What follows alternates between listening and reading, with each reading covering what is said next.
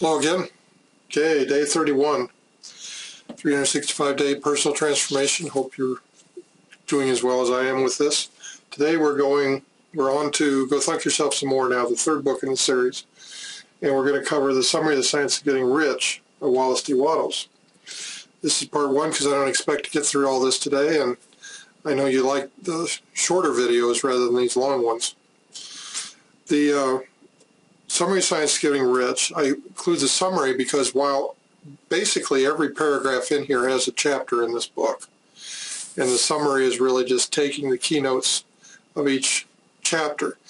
I don't think you need all these big long examples, but the whole point in Go Thunk Yourself some more was to give you a program that you could follow, a self-help program, which is very simple and direct. So this step was to tell you that take this summary and learn it verbatim so you could recite the whole thing.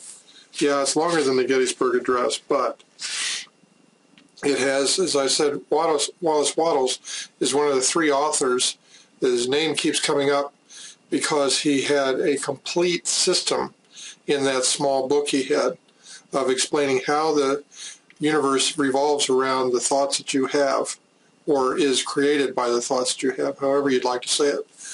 And by learning that verbatim, then you have a real core set of principles that can come to you as tools for any situation or want or need you might run into.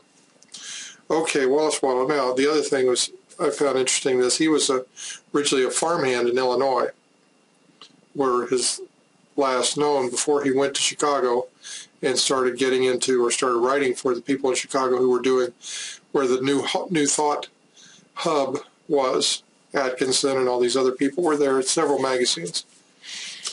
So let's get into it. Originally published in 1920.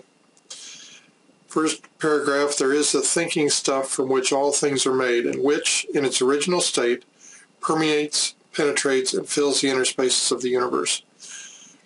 A thought in this substance produces a thing that is imaged by the thought. A person can form things in his thought, and by impressing his thought upon formless substance, can cause the thing he thinks about to be created. Okay, now that is a longer view of the Huna, the world is what you think it is,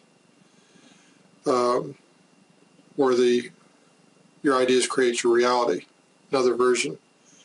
But this is the whole point. It says, and really then go back to Hill's chapter 2, if you form a burning desire and keep your attention on exactly your vision that you want to create, then this, as Wattles says, will then impress the thought upon the formless substance. Now, of course, this goes into Hanno's universal power, universal source that he talks about. But nevertheless, all these 4 points are, again, the program in the self-help program, those 4, the 7 points of Huna, Wallace Wattles summary, Napoleon Hill's Think and Grow Rich, 6 steps, and Charles Haanel's Master Key System, the 24 lessons. Learn those 4 thoroughly, and then you'll be well on your way to acquiring anything you ever want. Okay, for today, this is the point about that there is a thinking stuff from which all things are made, and a thought and a substance produce the thing as imaged by the thought.